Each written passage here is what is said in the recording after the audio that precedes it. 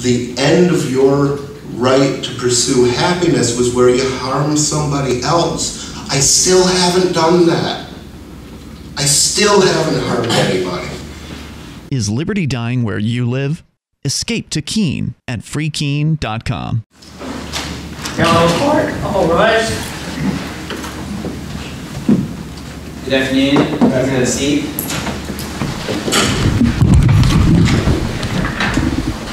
The first matter before the court this afternoon is State of New Hampshire versus Richard Paul. If I could have counsel and PBO Smith identify themselves for the record. John Webb for the state. Jason Smith for the probation. Matthew Golden, defender, Your Honor. Thank you. We're scheduled for a probation violation hearing this afternoon. I take it that the parties are not in agreement as to a disposition of this matter. Your Honor, I was discussing a possible disposition with Mr. Webb and Mr. Smith before you came to the bench. I don't know if they would be to approaching and discussing that with the court. Absolutely.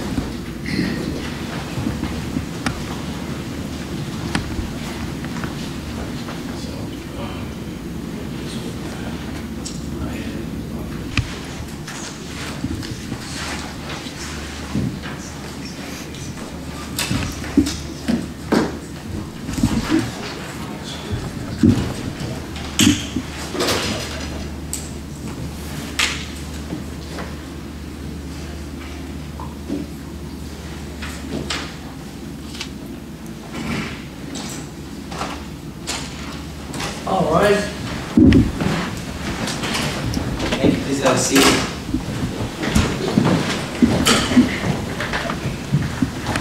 Okay. So after my discussions with counsel at the bench, it appears that the state no longer intends to go forward on at least one of the alleged violations, specifically Rule 6. Am I correct? Actually, Your Honor, I don't know whether we have an agreement. We do not have an agreement. Sorry. I'm sorry? We do not have an agreement. So I don't know. Okay, so the state does intend to go forward with Rule 6. I'm just going to leave them all in there, Your Honor. Then the state may proceed. Thank you. State calls Jason Smith.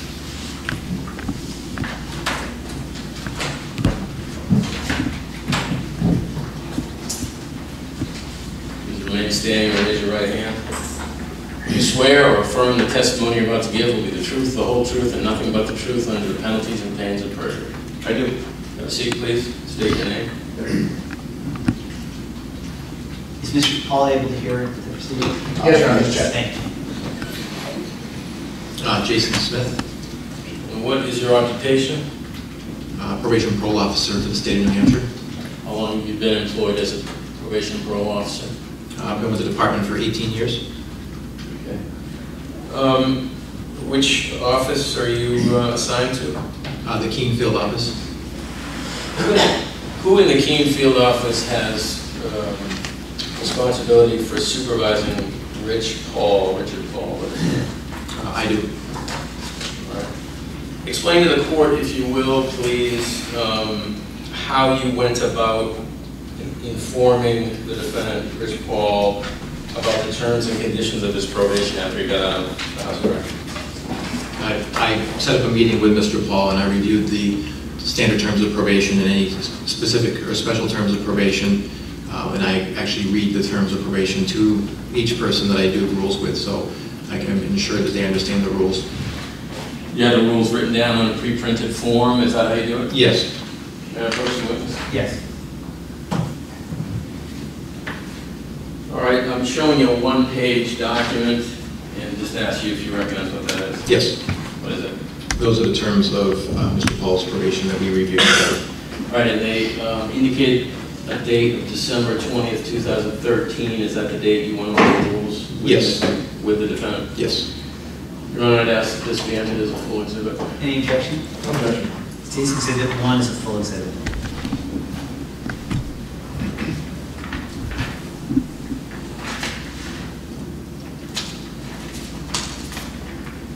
All right, so showing you State's Exhibit 1, just explain to the judge using the form there how it is that you went over those terms with the defendant. Again, I give Mr. Paul a copy of the rules to follow along with, and then I read them top to bottom so that I can ensure that he knows and understands each rule. So you read all the rules on that Exhibit 1, right? Yes. Okay. Now the person that we're talking about, Rich Paul, that you went over these rules in terms with, is he in the courtroom today? Yes. You're pulling him out for the judge? He is wearing the white shirt next to Attorney Hill. The record reflect the witness identified the defendant. The record may so reflect. Now, P.O. Smith, you filed a violation of probation dated June 4th, 2014 against the defendant. Is that correct? Yes. I want to start with the allegation of violation of Rule 10. What is Rule 10? Rule 10 is that you won't use controlled substances. Okay. What, if any, conversation did you have with the defendant about his use of marijuana on May 14th, 2014? That was the date that I collected a drug test from Mr. Paul, which tested positive for marijuana, and prior to him giving that sample, he did admit that he had used marijuana but no other drugs, which was what the test told me. And what, if any, conversation did you have with the defendant about marijuana use on May 21st, 2014? That was in a regular office visit where he said he continued the use of, I think he said medicinal marijuana use was the way he worded it. It was the same substance though, marijuana. Okay. And what, if any, conversation did you have with the defendant about his marijuana use on June 4th, 2014? Similar to the other conversations, this was during his arrest downtown. I had a brief conversation with him where he said that he was still continuing the use of marijuana. It hadn't stopped at that point. Well, what, if any, indication did he give you that he was ever going to stop using marijuana?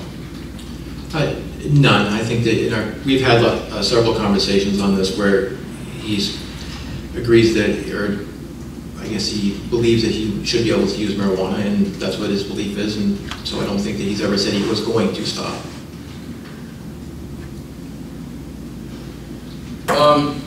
Rule 12C is a special rule of probation, is that right? That's correct. And what is defendant's Rule 12C obligation? Participate in satisfactory, complete drug and alcohol treatment counseling. All right, and that's one of the rules you informed him, that's one of the obligations you informed him he had to do? Yes, that was one of the rules that was read to him on December 20th. And what can you tell the court about his fulfillment of that obligation since his release from the House of Corrections in December 12, 2013? Well, I reminded him numerous times that had to be completed, and as well as the parole officer who was assigned his case in Manchester had reminded him that needed to be completed and never was. I set up an appointment with him through using Access to Recovery, which would be a free service to get the evaluation done, and he did not show up to that appointment. So he had never completed the evaluation since his release. Right up to the filing of the VOP? Yes, correct. June 4th, 2014? Correct. As far as you know, right up to today, he's never done it? Not that I've seen, no, not since he's been out. Rule 12J is also one of the special terms of his probation that you went over with the defendant when you reviewed his terms with him, is that right? That's correct. And what was that obligation? He has fines that were court ordered as part of the underlying offenses. And you explained that to him? Yes. And what, if any, payments, explain to the court what, if any, payments toward those fines the defendant has made? None. I checked as of last week and there were none currently paid.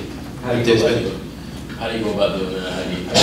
Well, our collections process is centralized, so the payments aren't processed through our office, so I have to check online to see if payments have been received or processed through Concord, because we don't actually collect the money at the local field office.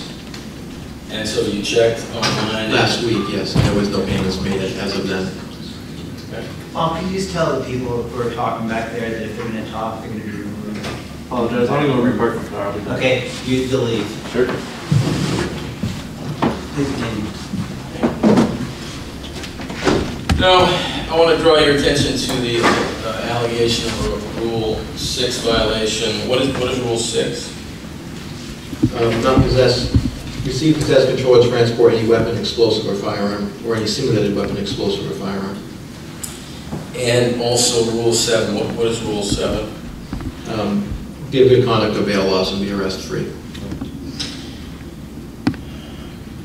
Describe how, if at all, you first became aware of an incident occurring in Central Square here in Keene on or about June 2nd, 2014.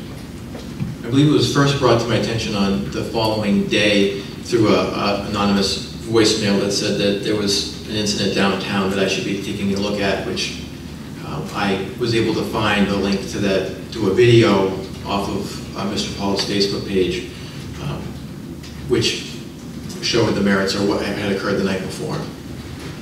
And so you actually found the video link on the defendant's Facebook page, you said? Yes, yes. How, if at all, were you able to recover a copy of that video? I went over to the Keene Police Department and met with the secretary or administrative assistant with the detectives unit, Sherry Becta, and I asked Sherry if she could make a copy of that in case it was removed, or if the link was removed offline, I would not be able to retrieve it. So she had some software which was able to move the video onto a DVD. All right, and that was successful. The video you saw via a link on the defendant's Facebook page was copied onto a DVD. Correct. Or a disc, whatever. All right.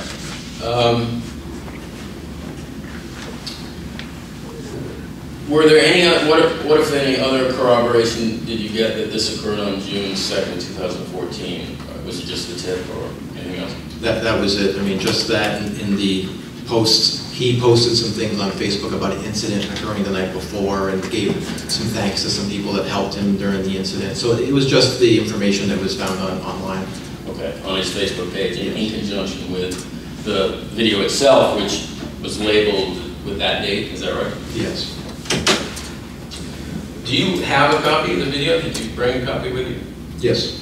Is that the same video that we watched at the bail hearing a couple of weeks ago? Yes, it is. The quality of the video on the wall, not quite as good as on a computer, is that right? Yes, it was difficult to see against the white wall, yes, with the projector. You have a copy with you right now? Yes, I do. All right. And this is the video that you got the way you just explained? Yes.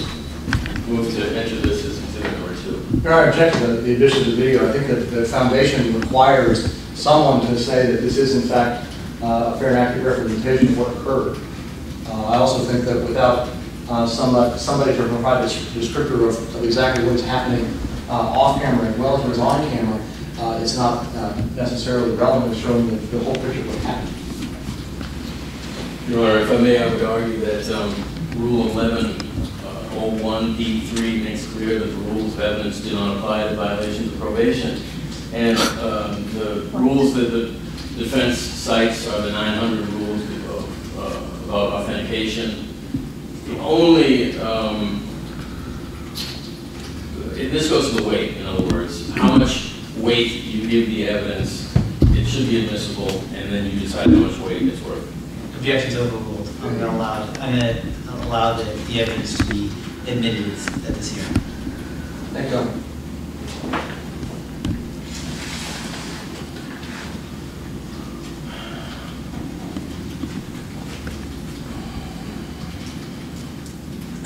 These exhibit 2 is a full exhibit. Thank you. First, I want you to describe, you watched this video, is that right? Yes. And describe, based on your experience with the defendant, you've had multiple conversations with him. Were you able to recognize his voice on the video? Yes, at times, yes. And describe for the judge just the nature of what you heard the defendant saying on the video. Well, I would just describe it as a verbal altercation between two groups. I mean, you know, him as well as somebody else were making comments to other people on the other side of the square. So, were these quiet comments, loud comments? No, they were loud. Like I said, like a verbal altercation, a heated or loud verbal altercation between two groups. All right, so you described two groups. The group that the defendant is with, where are they? In Central Square, in the actual portion with the gazebo. Some kind of chalk event going on, is that right? From what I understand, yes. There's been an ongoing heated exchange between two different groups over chalking in Central Square. One group likes to chalk, the other group likes to wash, something like that? Yes. So there's yelling going on. Where's the other group of people? I believe they're down in front of Pedraza's, the Mexican restaurant that's on the other side of the road, or the square.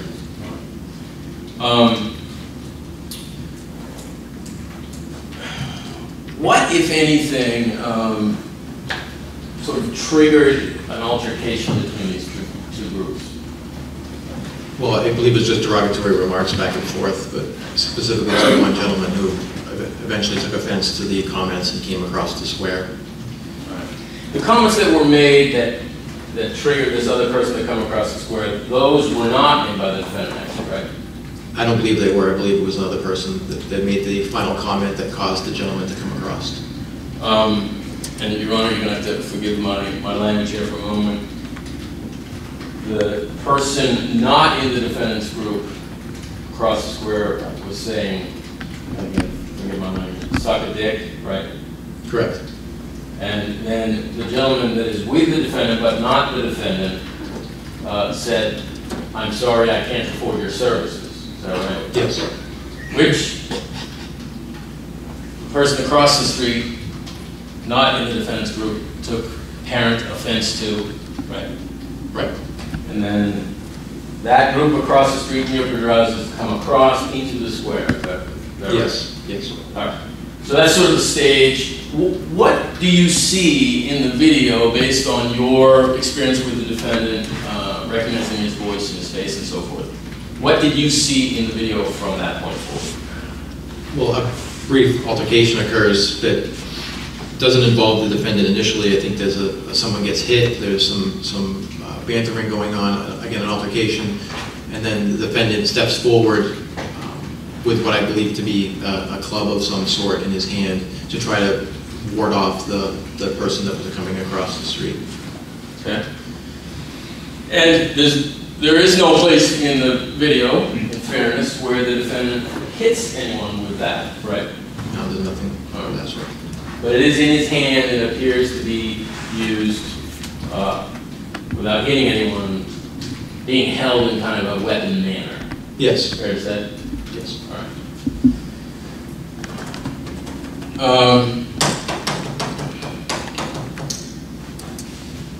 This altercation breaks up eventually. So it appears someone got hit, although you can't see it in the video, right?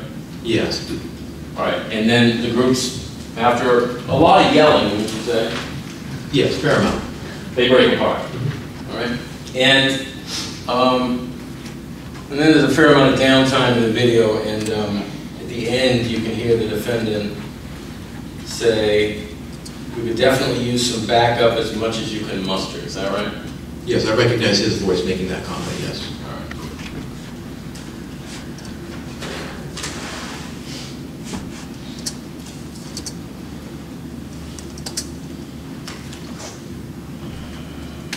Your Honor, because the Exhibit 2 does not play well when projected, the state would like the court to review it, but the state would just state to the court that it views better on a computer. There are two options as the state sees it. I can play it for you on this laptop, or the court could take it and as part of deliberations view it on your own computer. It's a full exhibit now, whichever the court prefers. Your Honor, I think there's a third option. I think that the electronics that we have in the courtroom may play it. I have certainly two videos that I believe will play on there that are a portion of that. Are they're a portion of that, or they It's a portion of that. have we Yes. tested to see whether I mean it will you know if it will what? Let's try it. We'll see if, let's see if, because I think this will be better. I do recall on the wall it was, I got a flavor of what was going on, but it was not as clear as it might be.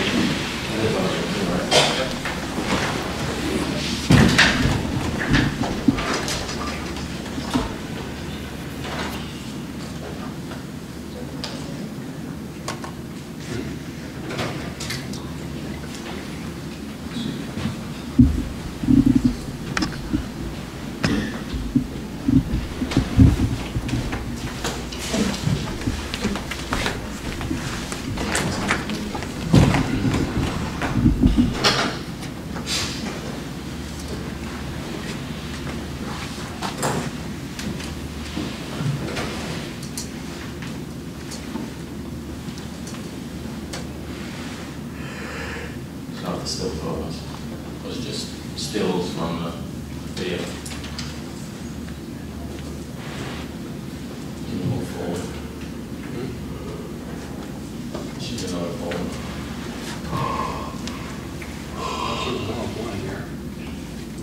Maybe this player's not going to make it work. If it's not going to work, Your Honor, then I can play it for the court on the laptop. I would have to ask the court to Step off down. the bench if the court is willing. Would they willing to do that? I'd be happy to do that. That makes sense. Why don't I do that right now? And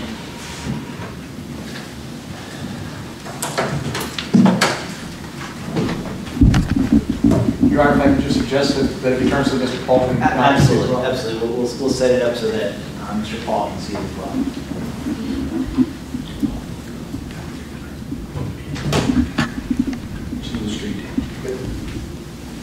Maybe just move it to the other side of the table. I don't know how far the cords extend. Actually, Mr. Paul, if you want to move forward as well, just so we can all see it.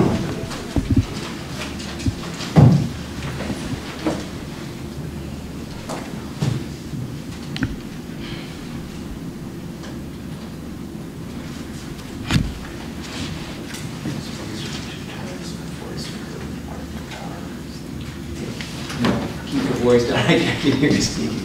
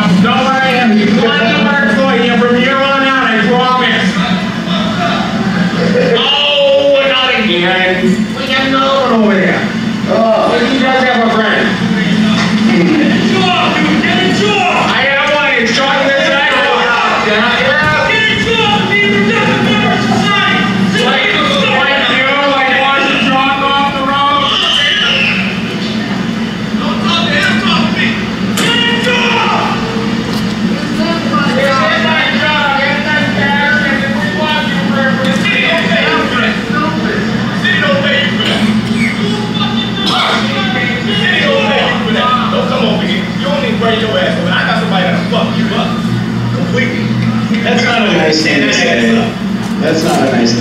got somebody to tear that ass up because you got mouth on you. Already there. Don't come over here. You don't even look good doing it. Shut your punk ass up.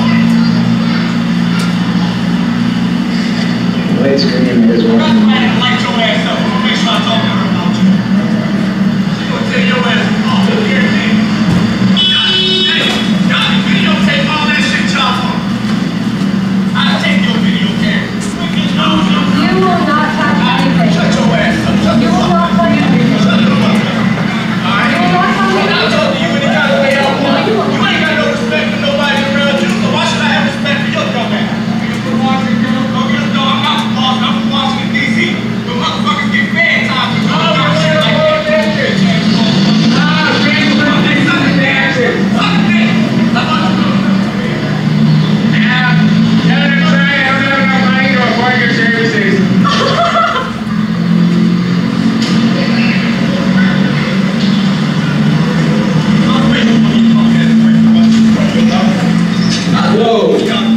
Stop it! Leave him alone! Whoa! Leave him alone!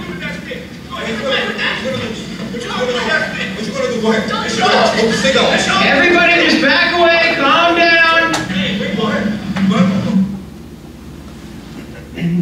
Your Honor, I think I have to object to Mr. Webb pointing at anything on the video. This is again the basis of the foundational problem. And without anybody there to say who's what or what is happening, that Mr. Webb can't be the one to testify about the contents of the video. I understand. Sustained.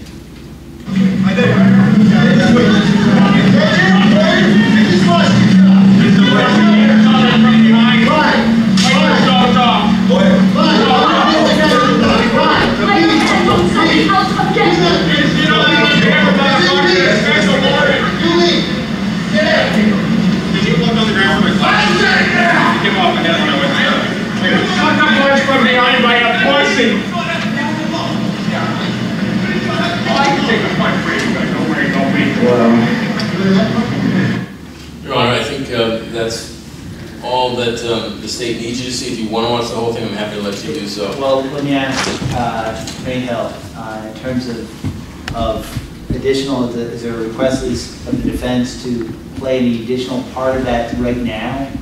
Or? No, Your Honor. I mean, I previously said that if there's anything on the video that has any bearing, it's the first 3 minutes, which is what probably they are. Thank you. And if you wouldn't mind, Your Honor, just one question to make sure. PBO Smith, did you see what I was pointing to on the screen? And for the No, the screen's turned so it's black. Then I would just ask that the witness come down for a moment. Absolutely. If Mr. Smith is going to testify as to the contents of the video, he can't. We still have the same foundational problem. He wasn't there. I mean, the rules of evidence do not apply to probation hearings. The problem is, I mean, relevance still applies. I agree. If it's to have him identify something that, or to describe something that's contained on the video, I think the video is the best evidence of that objection sustained. And if, just for the record, Your Honor, I was only going to have the witness explain that the thing that appears to be in his hand was what he was talking about when he testified. That's all I was going to do. Okay. I think I understood that, and if you would answer that question. Could you ask again? You talked about on the video seeing who you recognize, the person who you recognize to be the defendant carrying what looked to you to be some kind of stick. Is that right? Yes. And that's what's depicted on this video? Yes, somewhere between 3 and 4 minutes. That's a time period of 3 and 4 minutes with the video, yes. Thank you. That's all.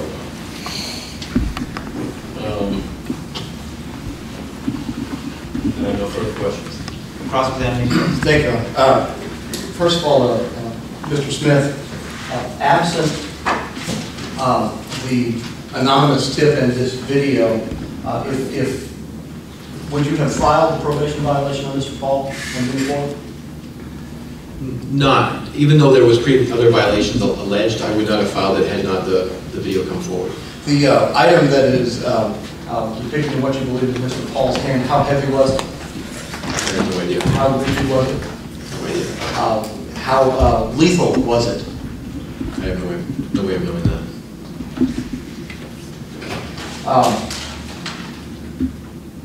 You had described the actions when you were testifying before we watched the video, the actions of Mr. Paul in taking up this stick or whatever it was, that he was attempting to ward off the others. Is that right? That's the way I saw it, yes. That is that these other people were coming to do violence and he was trying to not have somebody be violently acted on. You could say that, yes. I guess what I meant by that was he didn't hit anybody or strike or swing at anybody. He just took a posture. It is, he used it as a shield more than a sword. I guess you could put it that way, yeah. The statements of Mr. Paul that you recognize, I believe there were 3 male voices there.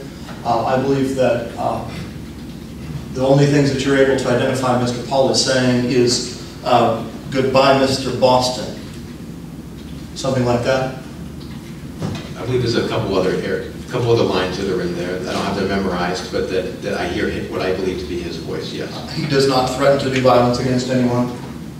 Not that I recall. The rather angry man who is coming across the street with a backpack, though he does threaten violence against people.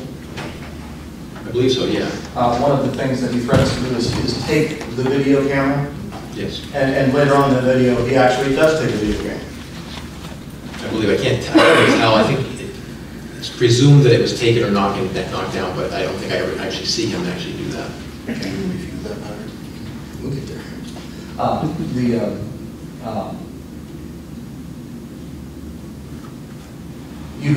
You do believe, though, that he did, in fact, take a camera and smash it?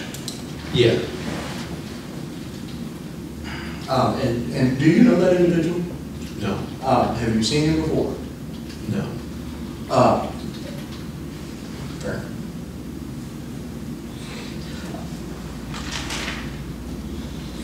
When asked about or discussing the chemical dependency evaluation, you said that in your general experience, you've been doing this for about 18 years now. Yes. Based on your experience, is Mr. Paul amenable to treatment of any sort for marijuana use? I'm not an expert in that field, but I don't believe he is. And if an evaluation came back that said, due to his lack of amenability to treatment, there would be, in fact, no treatment offered. Is that fair? It's possible, given his position on the use of controlled substances. There are a number of rules of probation, many of which Mr. Paul complies with. Yes.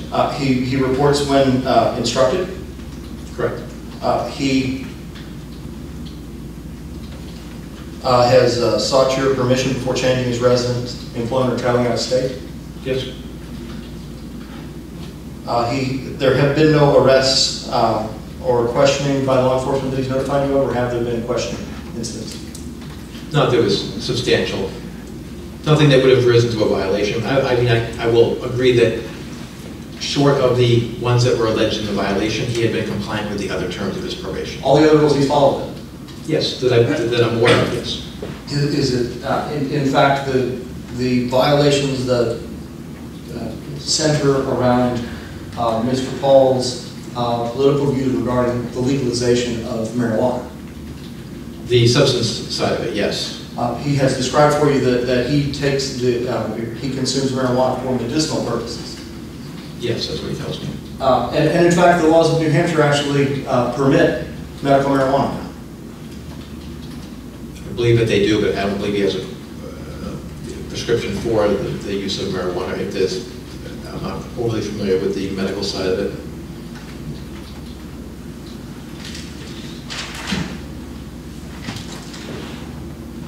To your knowledge, was anybody arrested for the incident that was shown in the video? Nobody was arrested that I know of. You said that you had an anonymous tip. Have you since learned who that anonymous tip was? No, it was a voicemail, so it didn't leave a return number or anything. It was just a voice on the voicemail.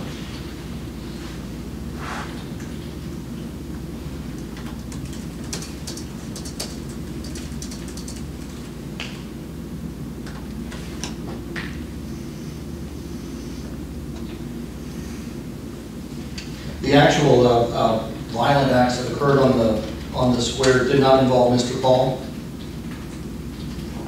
But I can tell he wasn't involved in any assaults, if that's what you're asking. Yes, thank you.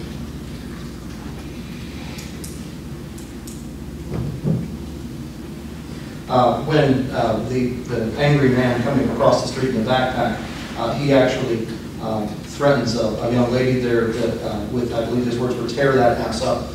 That's fairly construed as a threat to commit a sexual assault against her. I don't know what he meant by that. If I can one more, Your Honor. Sure.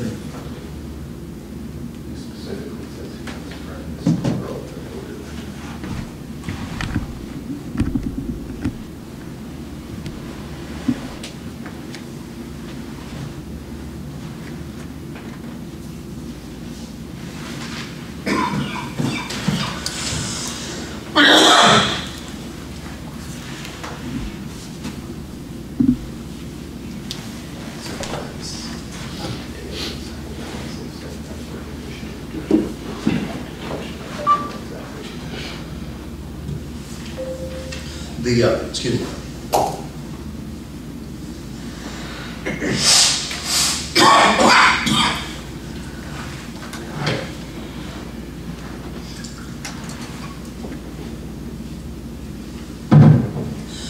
The stick that is in Mr. Paul's hand, at no point does he actually branch it, he simply holds it in a defensive stance. Branch, I believe, would be to display it in a fashion to show that you have a weapon. That's what I would describe as branch.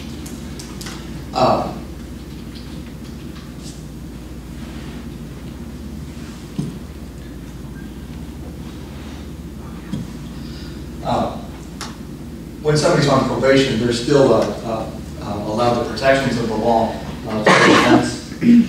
Yes.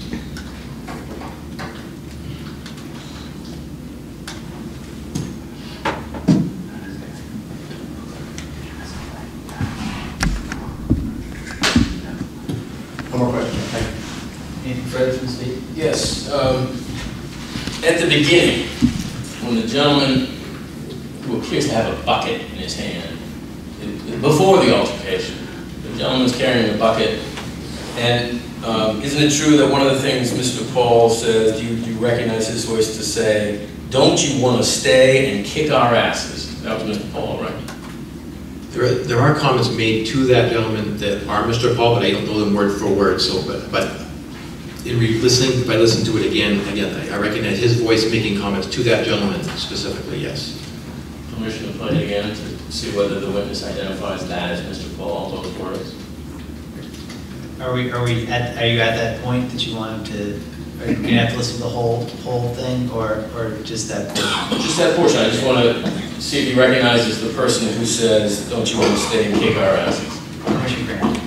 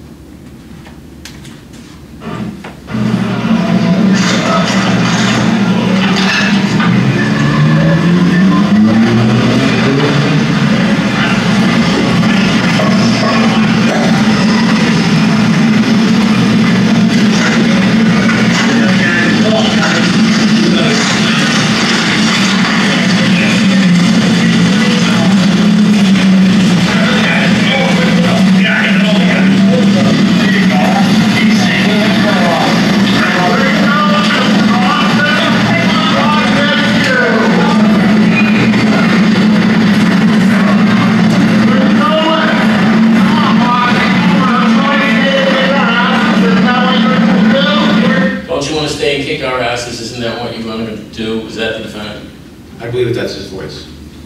Thank you. I prefer your own. Excuse me, there are many voices on the audio there. Yes?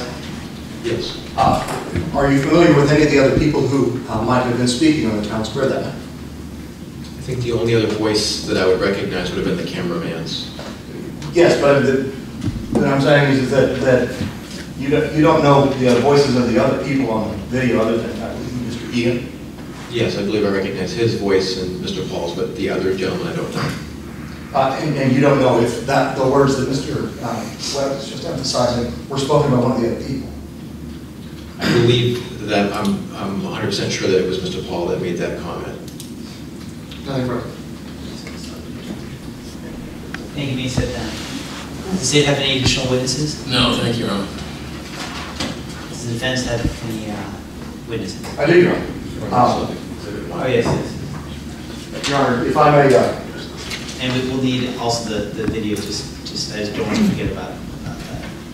Your Honor, I will be calling Garrett Ian in a moment, but I would like to see if we can try Absolutely. with... We'll give it a shot. We'll see if we can make that work. Maybe you'll have better luck.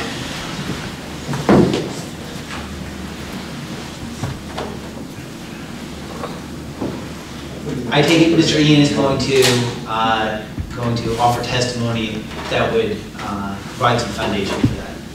He will, Your Honor. Not in the rules of evidence. Probation.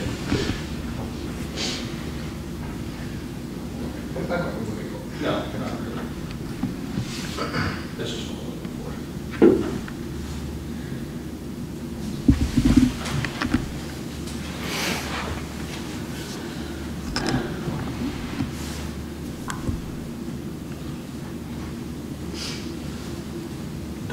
I should add, Attorney Hill, if this is video of that same incident, you don't need to have, I'll allow the defense to present it without a witness. Your Honor, I think that Mr. Ian was there, and I think that he can provide important testimony. Absolutely. That's appropriate. Just so the court understands what I've got here, I've got a video of the same section of the video, the first 3 minutes, that's been slowed down to about 1/3 speed, and it provides a much clearer view of what does or doesn't happen there. I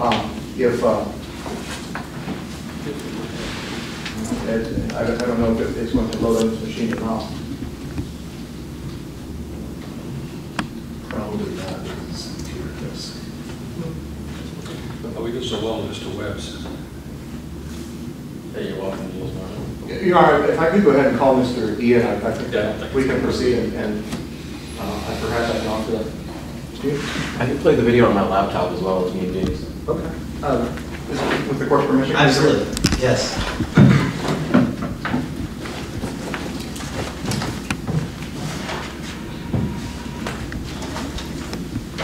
Please take a witness stand and stand momentarily while I swear you in. You raise your right hand. You solemnly swear or affirm the testimony given in this matter be the truth, the whole truth, and nothing but the truth. I affirm my honesty. Please have a seat and introduce yourself to the judge. My name is Garrett Ian. Last name spelled E-A-N. And Mr. Ian, do you live here in Keene? Yes. Do you know Rich Paul? Yes. There was a video that was played earlier today. Are you familiar with that video? I am. Are you familiar with that video because you took the video on your own camera? I was holding the camera while that video was captured. And were you present on the town square when that video was taken? Yes. Is that a fair and accurate representation of things that occurred? Yes. Are you familiar with the voice of Rich Paul? I am.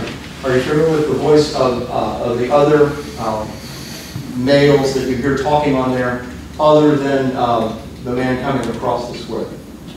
For the most part, there were many people on the square that evening, so it's possible there are some voices I wouldn't be able to identify. I believe there's a gentleman who was there on the square named Andy. Do you know that man Andy? I do know him. And can you hear his voice on the video? Yes. Is there also another man generally known as Yankee? Yes. Can you hear his voice on the video? Yes, towards the end of the altercation, you can hear his voice.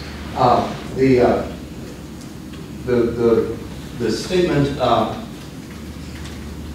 don't you want to stay and kick our asses? Do you have any recollection or knowledge as to who it was that spoke those words? I'm not sure. It sounds like Rich. It might have been Yankee. Yeah, I'm not too familiar with who that might be. It does sound like Rich though. Are Mr. Paul's and Yankee's voices similar? They could be based on the tone of speaking. If you hear towards the end of the altercation, it sounds like Yankee, having just witnessed that, sounds kind of agitated, so the voice takes on like a sort of more of like a harsher tone. You are familiar with approach with the disc. Yes. Mr. Ian, do you have a functioning computer there? I do. And if the state wants to approach to see it as well. I have previously given a copy of this to Mr. Wood. I don't know whether he's reviewed it or not. I hope that's enough support for the laptop.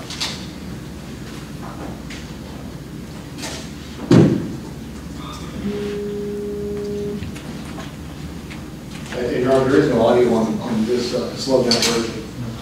I would ask that the court, in observing this, be mindful of the actions of several of the other individuals, particularly the rather angry-looking African-American man, and specifically be mindful of the crimes of threatening,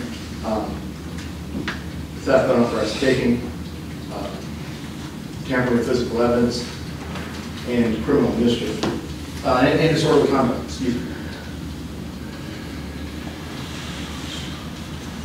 All right, so this is the video slowed down to 1/3 speed. It was a 3-minute segment, it's now 9 minutes. It begins when the man with the bucket who is crossing the square is leaving the square. If you could play the video and perhaps skip forward until the angry man flips his backpack to one of the other attackers. Okay. Just in the interest of time. So prior to that occurring, you can see the man's in the road while the light is green, so it was holding up traffic. There's a way that you can just back up a little bit. I'm having a hard time seeing things. Okay. If you can let it play from about there. Just. All right. So at this time, the person who was somewhat threatening is walking into the road. I don't remember what he was saying at this exact moment, but. You don't have to remember what he's saying. Just if you could just let it play for a moment so that the court can see things clearly. If you just back up a couple inches, thank you. We just can't see it. Yeah.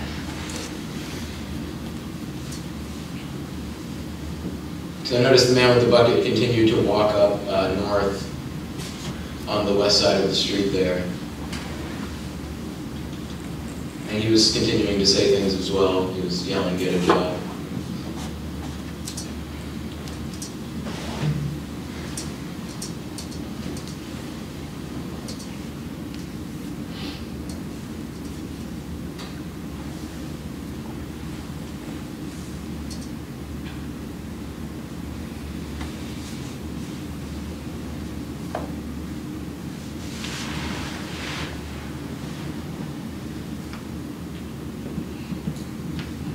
If I can interject a question here, the gentleman that's on there right now, is he standing in the roadway?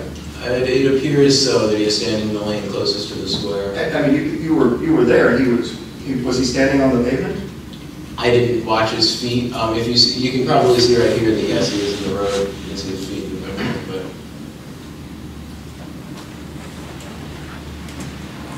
Now I zoomed in on his face in the attempt to get some sort of facial identification, since the man had been making threats. I'll give you questions, I promise.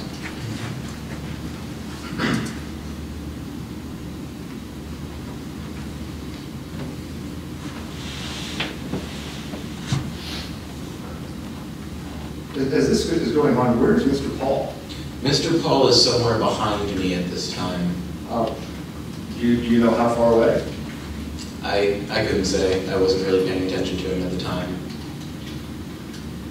I noticed that though he had been speaking to the man who was crossing the street with the bucket, he had stopped speaking at the time that this man began engaging the group.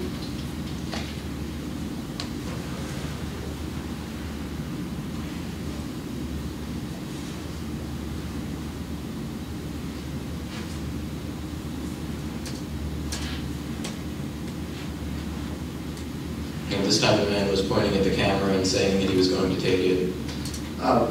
Well, we have a moment. There were other cameras that other people there had that evening? Yes. Did Mr. Paul have a camera in his hand? Mr. Paul did have a camera. And who did that camera belong to? That camera belonged to myself. Was Mr. Paul, did he have a, no, sorry. The camera was also running at the time that this was occurring. This was still appeared to be being filmed by Mr. Paul as well? Yes, Mr. Paul was recording at the time. Which I found out, well, later, as you can see in the video. Well, actually, I should say, I can't say for certain that Mr. Paul was definitely recording at this time, but I know that later on, when you see the camera, it is recording at that time. So.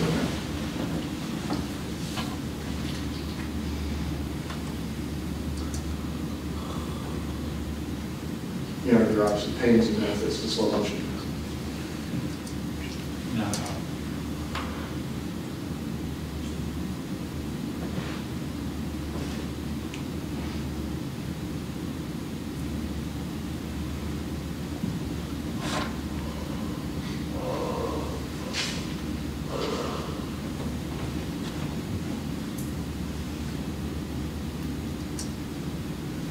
Mr. Ian, in a moment, I believe that we're going to see some individuals coming from the left of the camera towards Andy.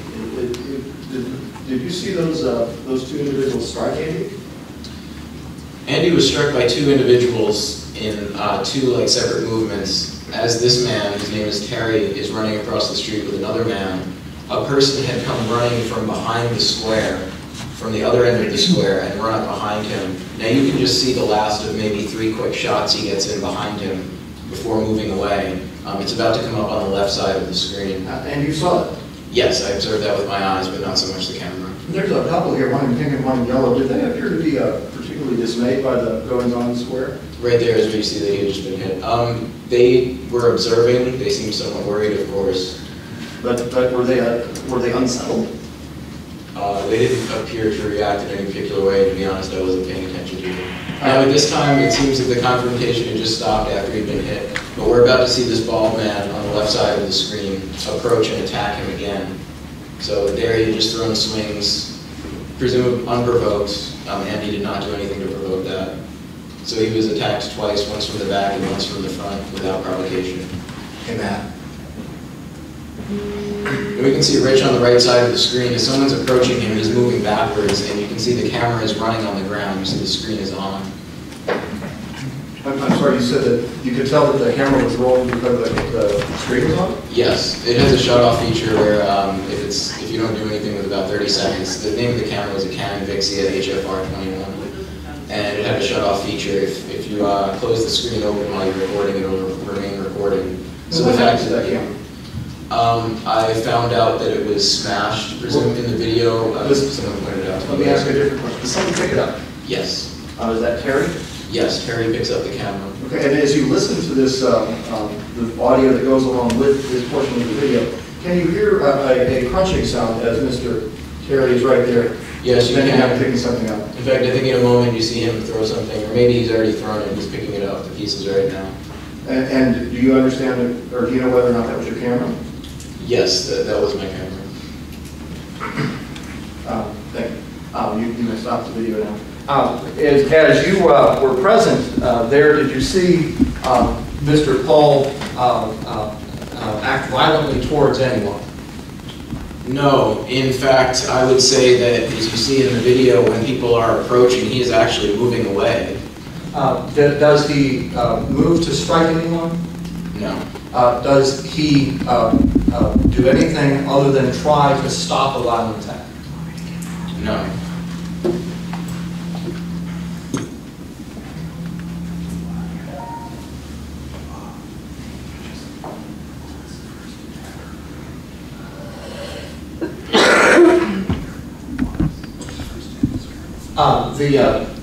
The man that punched Andy, do you know who that was? The initial puncher or the second person? The first one. I believe it is, but I cannot say for sure. Okay. Do you know the name of that man? I believe the name is James Michael Phillips. Mr. Ian, did you do anything with either the full-speed video that Mr. Webb had played or the slowed-down portion of it? Did you do anything with that? After capturing it that evening? Yes, let me ask a better question. Did you give it to the Keene Police Department? Well, what I first did is what I do with most of the video I shot was putting it up online, categorizing it by date, time, place, what goes on in the video, the camera that it was shot on. So all of that was put on a YouTube channel called Freeman TV Raw that I operate. And it just so happened that the next evening there was another violent incident in Central Square, and in this case someone was hospitalized. So in following up on that day, I wasn't there at the time, but I showed up later and I spoke with people on the scene. I collected video from people. I uploaded some of that video. I made chronological lists of it. And then that evening, or maybe it was either that evening or the next morning, I sent an email to the Keene Police Department from Keene Peaceful Streets, which said there was violence that occurred. Here's all of the video that's been collected from different people. And then I also pointed out that there was an incident that occurred the night before in which I believe some of the same actors were involved. Some of the same people identified as being there the next day were also in the square the evening before. Is that this video? Yes, this video was when I didn't directly send a link of the video to the Keene Police. I linked them to a post that described the video and had a direct link to the video. Did you send that to a particular officer of the Keene Police Department? I sent it to Todd Lawrence, as he was the highest ranking officer on the scene the second night. That's Lieutenant Lawrence? Yes. And he was investigating the incidents the following night? Presumably. I knew that he was on the square. There were, I believe, about 4 officers that were on the square that evening, and I recognized him, so he was the one that, I recognized him as the highest ranking, so he was the one that sent the information to me. Have you, since the video that we played was captured, have you been contacted by anyone from the Keene Police Department relative to an investigation of any of the events of that night? No. Thank you. No more questions. Cross-examination. Yes, thank you. Sir, so you were the one that labeled the video as happening on June 2nd, 2014, is that right? That is correct. And that was in fact the date that the incident occurred? Yes. And the comment that you can hear, don't you want to stay and kick our asses, you said on direct, quote, it sounds like Rich, and then again, it does sound like Rich though. To you, in fact, it does sound like Rich, right? It could be Rich. Well, what you said was it does sound like Rich. Yes. And that's what you meant, right? Yes. Okay. Now, also later in the video, I presume you've watched the whole video. Yes. And you, obviously you were there too. You heard the statement, we could definitely use some backup as much as you can muster. That was Rich too, wasn't it? I believe so. That was several minutes after the incident occurred. He was on the phone with somebody trying to get people to come down, is that right? Mm-hmm. Is that a yes? Yes.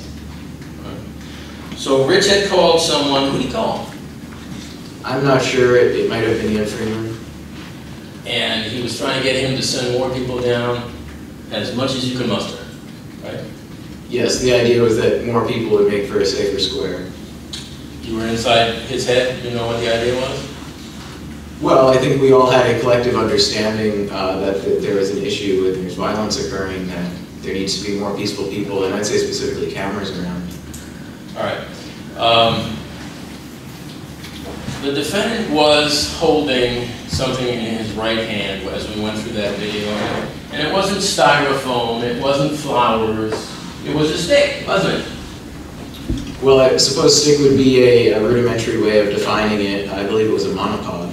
A monopod. Perfect. Excellent. For him? Yes, that's what a monopod is for. All right. And if he were to strike someone with it, it very well could injure him. Yes? Striking someone with any object can cause injury, sure. Particularly a monopod, which is a solid object, right? It is solid.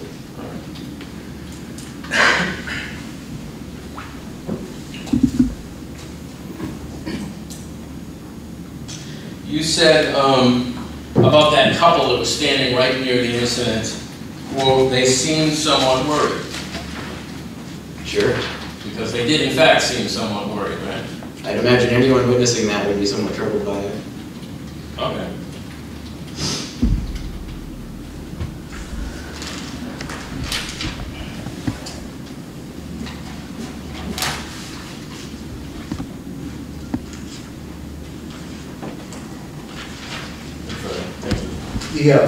The couple that I pointed out in the pink and the yellow, was there a change in their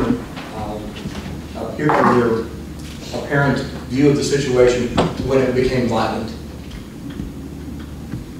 I wasn't paying attention to them, to be honest, but I don't know if they were in any way engaged or anything more than just observant. I mean, they walked through the square even as there was the yelling. Sure. And it wasn't even as there's the violent attack, that's when they seemed to be concerned about what was going on. Mm-hmm. Yes? I'd imagine everyone there was concerned for what was going on. With the words, or everyone's concerned with the words or the violence? It seems that the words are what caught the attention of the group that was across the street, the few people that charged the square.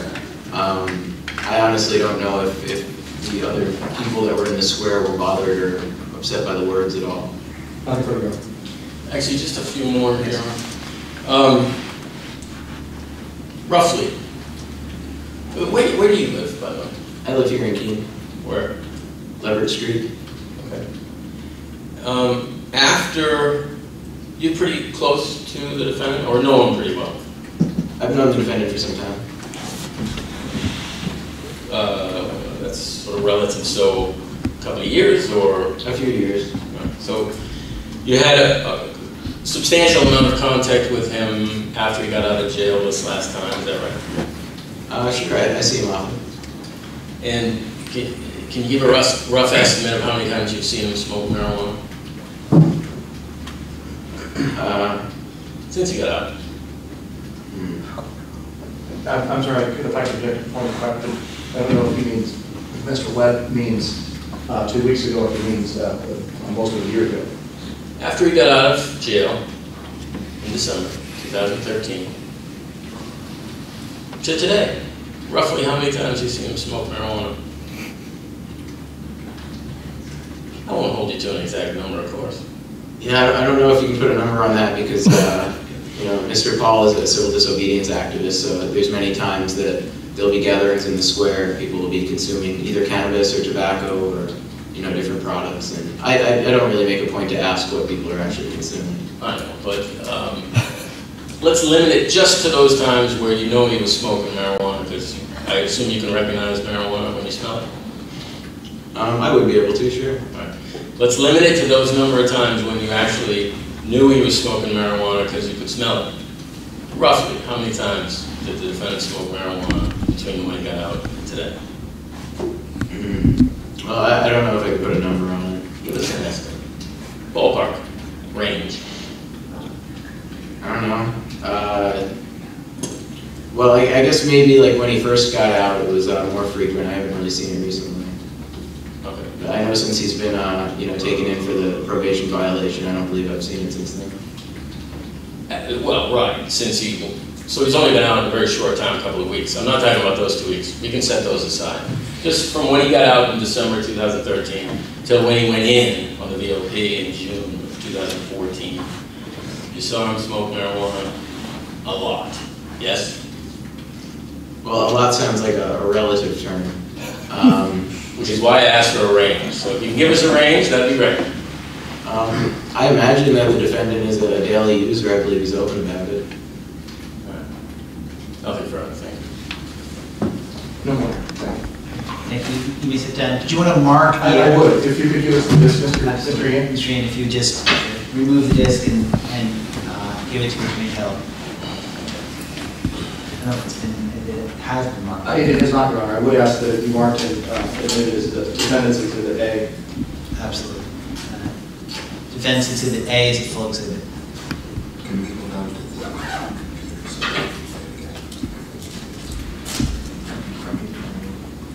Any additional witnesses? If I could have one moment to confirm. Absolutely.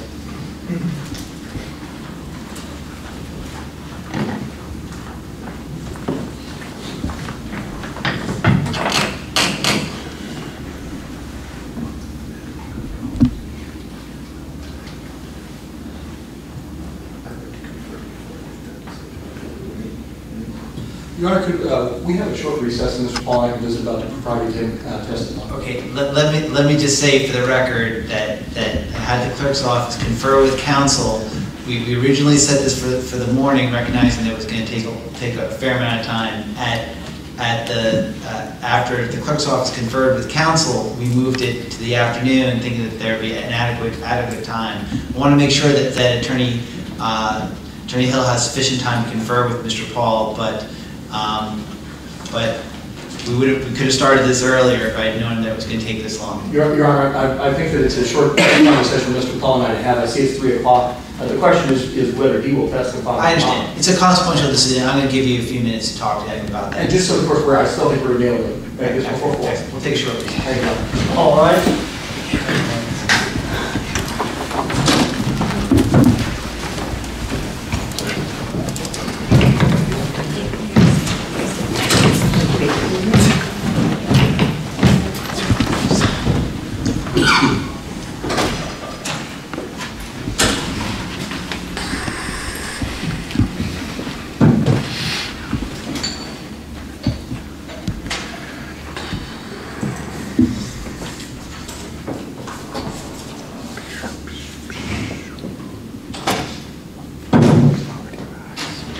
All rise. Thank you. Please have a seat. Thank you, Your Honor. The defense would call Rich Paul. You need the headset?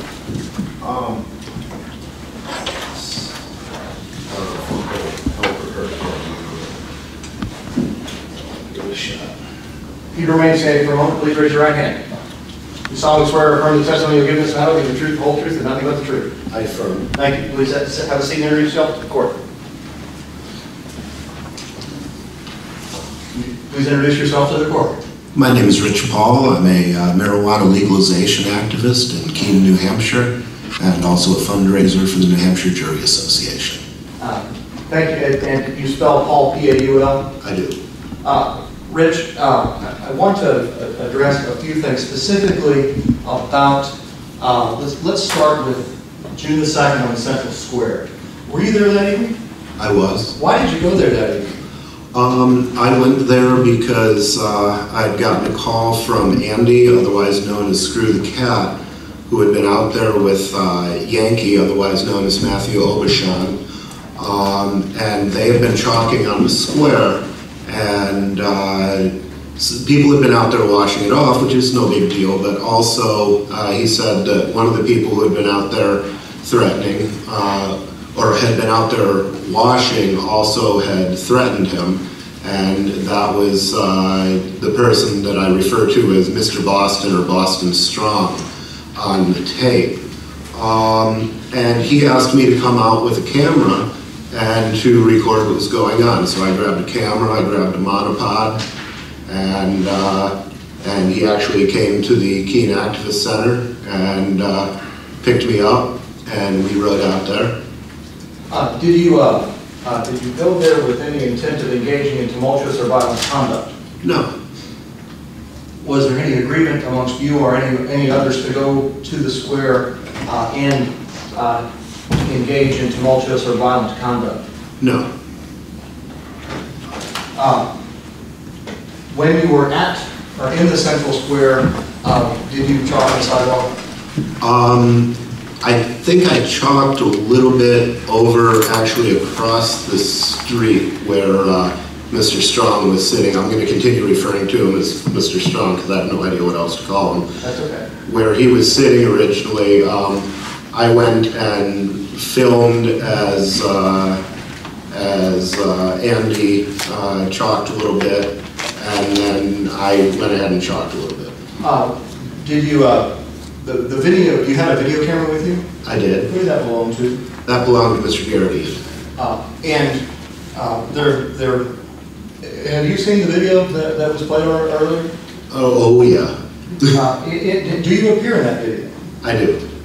There are a number of male voices on there. Can you tell us what is it that you are heard saying on there? I mean, you agreed that you say some things that are heard on there. Yes, I did. Can you tell us what it is that you said?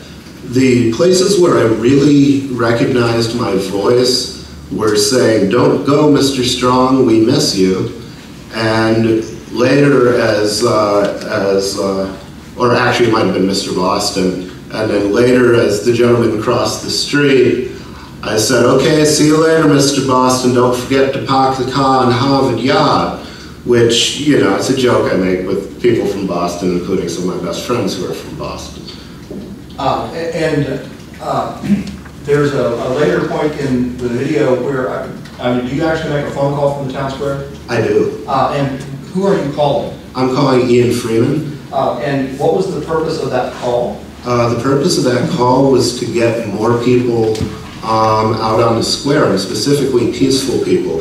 This was not an event that I spoke up, that I set up. This was a situation where a couple of young guys who are not seasoned activists had gone out on the square and done something themselves, which is fine, and they're not actually affiliated with us. One of them, Mr. Obashan, affiliates with the Occupy Wall Street movement, which is very different from ours in some ways. And I don't know that Andy or Screw the Cat affiliates with anybody.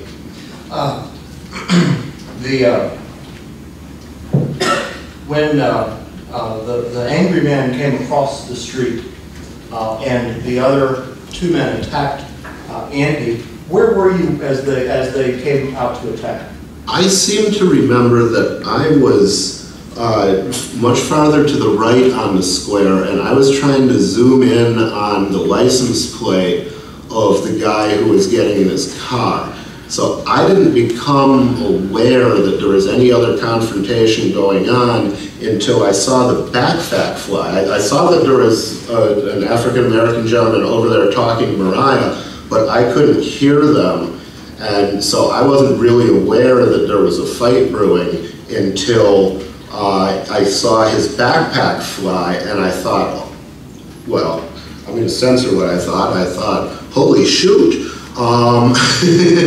something's going on over there that I've got, you know, there's an attack going on over there, and I've got to go lend some defense. And I can tell you, if I had been aware that Terry was over there threatening to have Mariah raped, you would have seen me on the video because I would have gotten up right up next to her.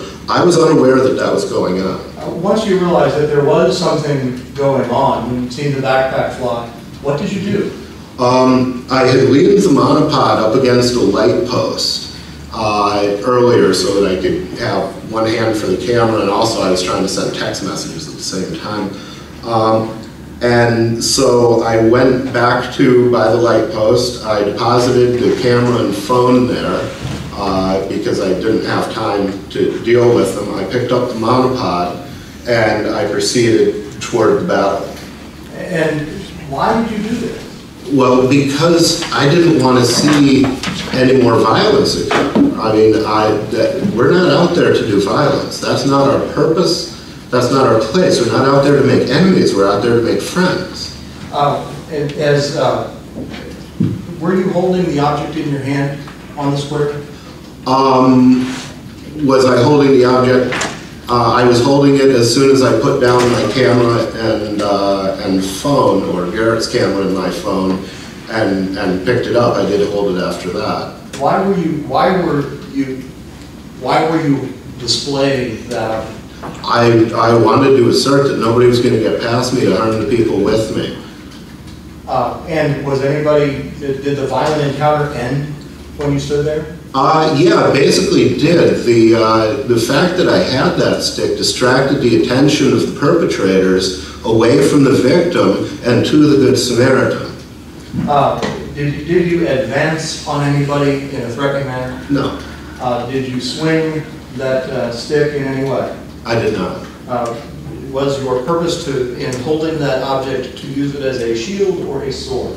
I would say it was much closer to a sword. I mean, I would have struck a blow if I had been, you know, if they had gotten to the point where where it was imminently absolutely necessary, but that's not what I wanted to do. You said that it was much closer to being used as a sword, is that what you said? Or I would say much closer to a shield, I'm sorry. I thought that was what your meaning was. Now I want to address there are other probation violations here. Yes. And you're wearing a shirt that supports marijuana, yes? Yeah. You describe yourself as a marijuana activist. I am.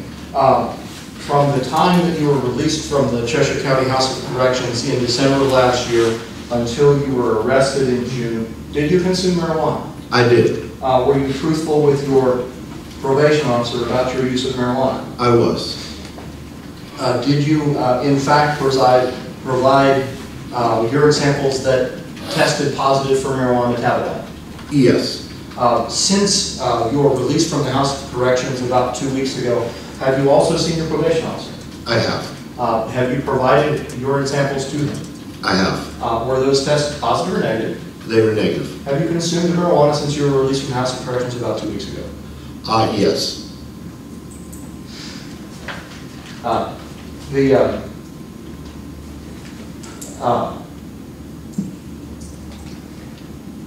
Why do you consume marijuana?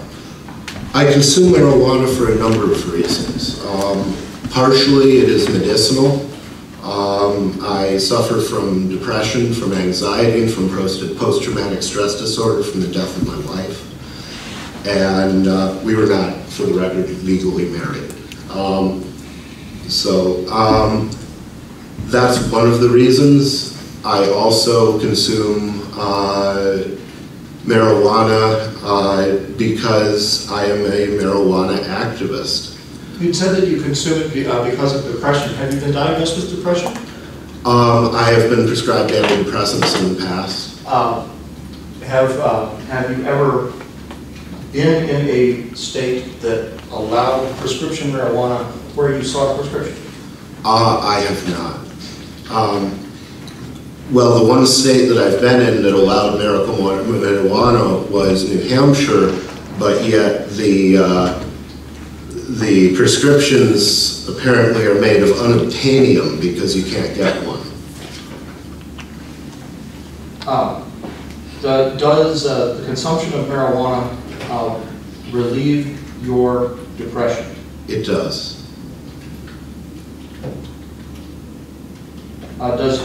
When you are not consuming marijuana, does that significantly interfere with your daily activities?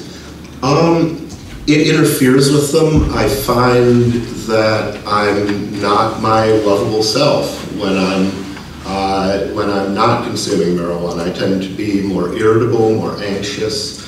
I tend to not interact with people as well socially. And this was true also when I was attending AA for years between the death of my wife and the commencement of my smoking marijuana in 2002.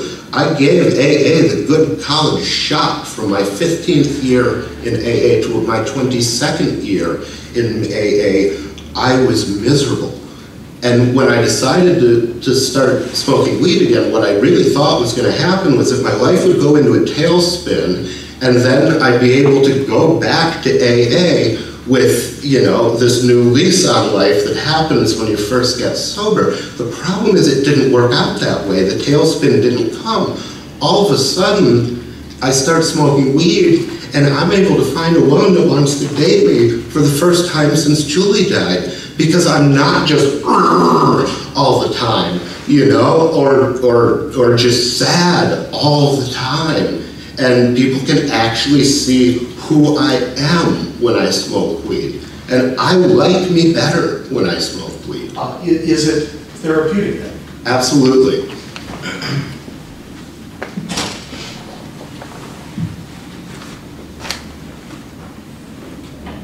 Mr. Paul, in the recent past, have you been offered jobs in the computer program?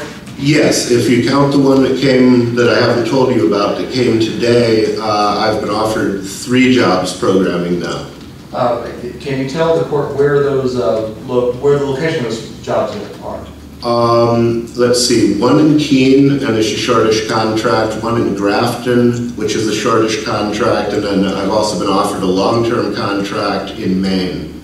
Why have you not accepted the contract in Maine, or the job in Maine? When you hire a computer programmer, it's kind of like hiring a lawyer. You don't hire him if you think he's going to become unavailable partway through your case, because replacing him is nearly impossible.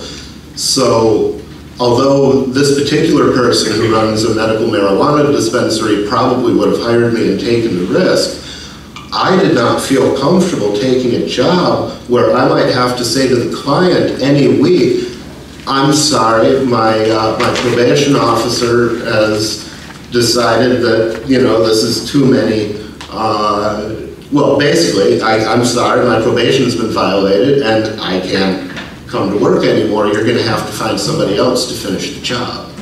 I should have laid a little bit better background. I mean, are you trained as a computer programmer?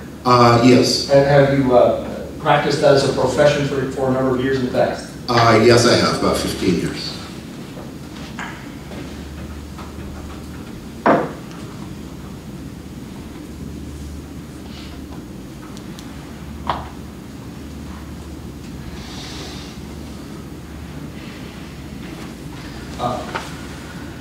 Have you completed the substance abuse evaluation? I have not. Why not? I did not understand that what they were asking for was an evaluation. it says, I believe it says on the sheet, treatment. And I mean, if you want, you can probably qualify me as an expert witness on chemical dependency, abuse, and recovery. I'm not trying to get there. But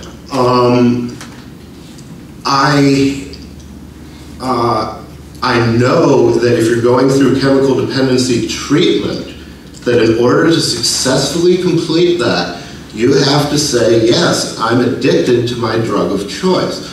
Well, for one thing, marijuana isn't addictive, and I'm not going to claim to be a marijuana addict any more than I would claim to be a unicorn.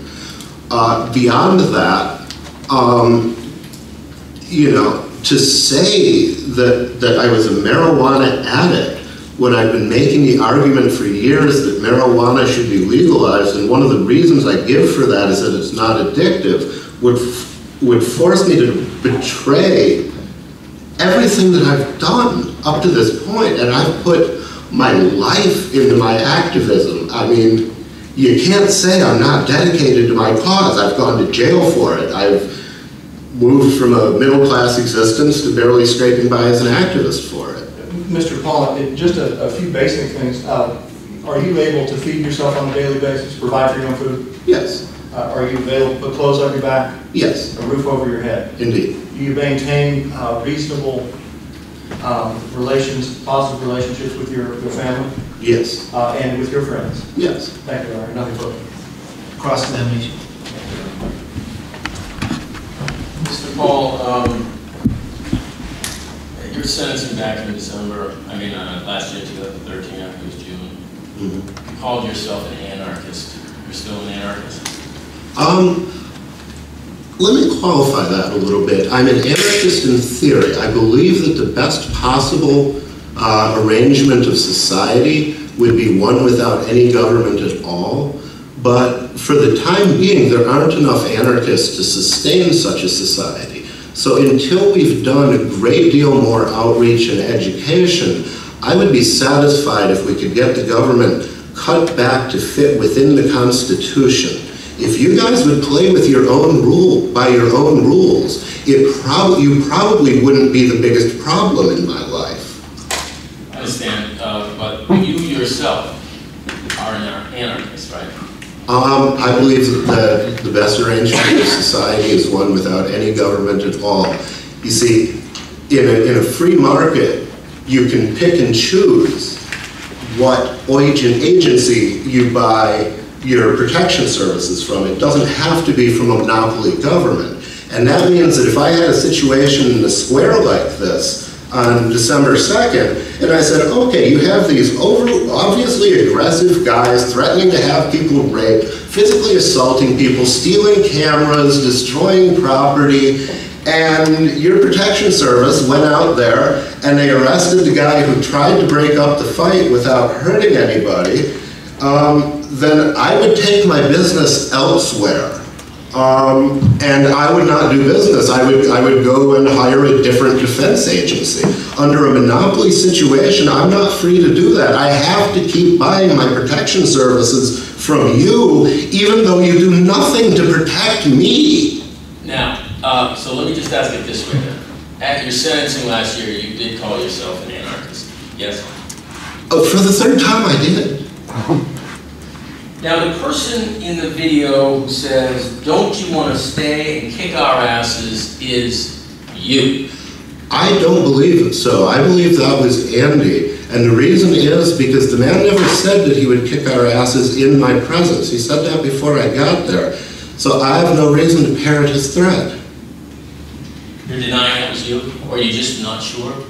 I don't believe it was me. It's possible it was my voice. It was a loud voice. But I don't think it was me, and it doesn't sound like the sort of thing that I would say. You admitted you were holding the camera monopod. It's a hard object, right? Yes, it is. If you hit somebody with it, it would hurt. You hit it hard enough. Oh yeah, if you hit somebody hard enough, it would hurt. And you actually said that, quote, I would have struck a blow. You were ready to use it as a weapon, right? If I had to, yes. That's why you had it in your hand. Yes. And, you know, there was some advantage to that, because if I had not been able to pick that up, I would have had to come in swinging in order to have a chance to rescue my friends. Because I had that object in my hand, I was able to hold them at bay without hurting anybody. That's a good thing. Violence is bad. You admitted that you've been using marijuana. There are two time periods I'm interested in. From December 2013, when you got out of the House of Corrections, until you were arrested in June of 2014, you used marijuana all the time, right? Yes, I did. Yeah. So many times you couldn't even put a number on it, right? Or give us an estimate. I don't know. Let's say daily. I used it daily. And how do you get your marijuana? Is it free? Objection, Your Honor. Sometimes. Your Honor, I will object. I think that Mr. Webb is asking for a statement that could incriminate Mr. Paul. Mr. Paul offered testimony freely. One of the allegations is that he's failed to pay a fine. There was some suggestion on direct that he pays for food and clothing as if he can just get that done. There's been a waiver, pretty broad waiver regarding the use. I mean, he's admitted to using marijuana. Mr. Webb is asking about something that's well beyond the scope of the violations alleged, Your Honor. The question he asked Mr. Paul to implicate himself in a felony crime of distribution of marijuana. He maintains his right to not incriminate himself. I understand the point, but I don't think it's necessary for you to go there. And I understand the objection. I wanted to let Mr. Paul have an opportunity to testify, but I think it does go beyond the scope. I think if you're going to ask about his admission to use and the allegations that are directly relevant to the violations before the court today, that's fine. But beyond that, it's sustained. May I ask, or maybe approach? Yeah.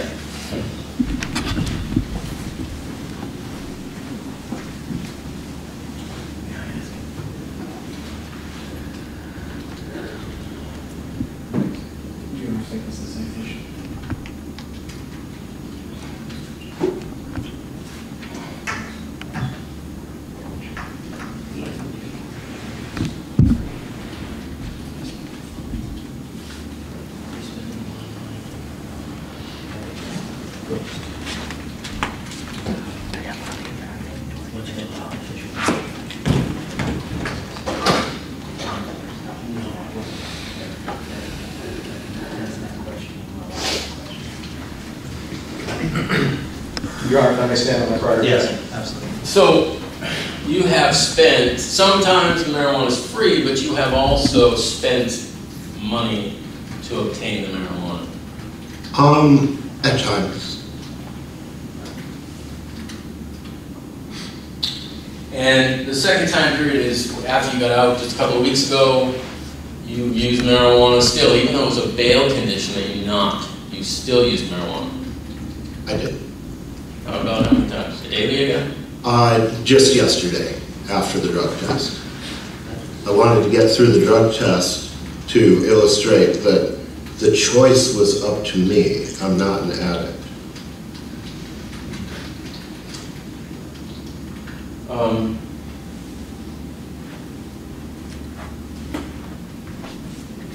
So, as far as the fine goes, you could have paid some money, you just on principle refused, is that what it is? Actually, that's not the case with the fine. I could have paid some money, but I procrastinated. I'm not refusing to pay that on principle. And as a matter of fact, there has been money raised, some of it mine, and some of it raised from other people to pay toward the fine, which we intend to do immediately after this hearing. Right now, it's tied up being used as bail. Could have used the money you spent on marijuana to pay the fine.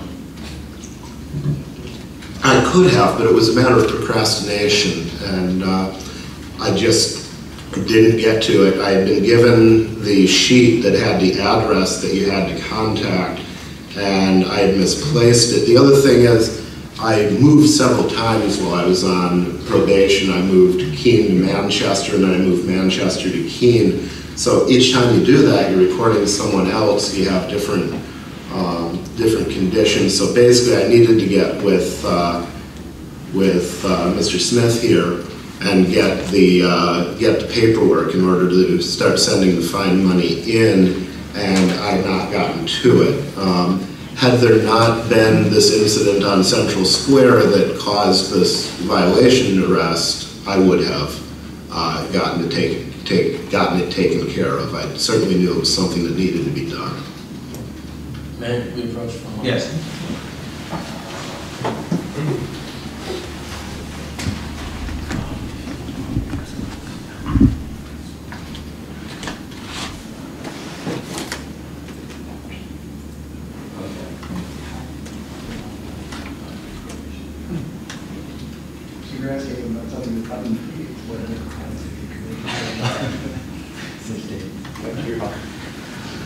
I have nothing further. Thank you, Ron. Anything further from the defense? No regret, thank you. You may sit down, Mr. Paul. Any additional witnesses for the defense? There you go. Anything further from the state in terms of evidence? Okay. Let me tell you how I'm going to rule on the violation, and then we can talk about what is going to happen. As to the violations of rules 10, 12C, and 12J, I find that the state has met its burden of proving these violations by a preponderance of the evidence. So those violations are established for purposes of this hearing. As to the violations of rules 6 and 7, I'm going to find that the state did not meet its burden of proving those violations, and specifically having looked at the video, the multiple videos at length, I frankly think it's a confused situation, and I do believe that although I'm not saying that the defendant did not contribute in some ways to the circumstances and to his conduct and the altercation, I think that the shouting back and forth certainly was not peaceful shouting back and forth. It was not that when he took the monopod into his hands, I do believe that his intent and purpose in doing so was a defensive purpose, and under the circumstances, because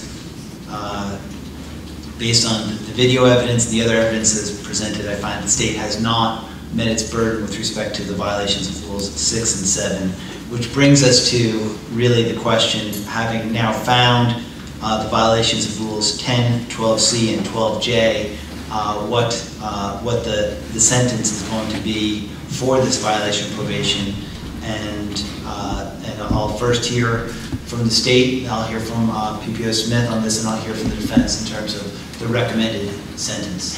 Attorney Rowe. Thank you, Your Honor. I think probably there'll be some disconnect between the PPO and the county attorney's office, which is of course fine with the state, or let the court make the final decision, obviously. I have a sentencing sheet here, if I may approach. Yes.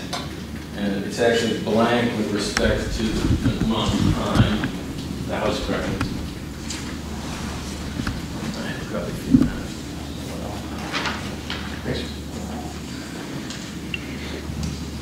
And since the finding was not chargeable on the Central Square allegations, if that had been a finding of chargeable or true, the state's recommendation would have been a bit more. Myself, or the county attorney's office, do not believe that termination of probation is appropriate. First of all, it's the first VOP. And I would also note that the statute which authorizes termination says, I quote, Upon petition of the probation officer or the probationer, the period may be terminated sooner, that's the period of probation, may be terminated sooner by the court if the conduct of the probationer warrants it. Now this is 651:2, Roman 5, Section A. If the conduct of the probationer warrants it, I would be amazed if the legislature would consider the conduct of the defendant to warrant termination. He's basically not done anything. He's supposed to accept reports, and so the state would argue termination on the first VOP is just not appropriate. If you're going to ask for termination, I mean, if you're going to decide on termination, Your Honor, the state believes that 12 months at least is a term, if that's what you are inclined to do. The statute says in the section 7 of that same RSA, when probation or conditional discharge is revoked, the defendant may be fined, and then otherwise the defendant shall be sentenced to imprisonment as authorized by paragraph 2. So if you're going to terminate probation, the statute indicates he gets fined or he gets imprisoned.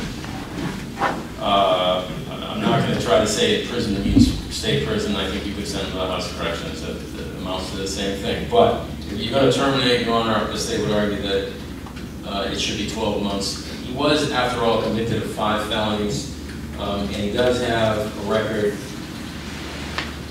in Michigan. I think he's got a few things, nothing terribly serious. I think retail fraud, and that's a long time ago, 1990, and a couple of driving offenses. But he's got a couple of 2010 possession of controlled drug misdemeanors in New Hampshire, an obstructing government administration conviction in 2010 for an incident in Central Square where he was basically yelling at the police officers while they were trying to do their job. There's a 2010 contempt conviction as well.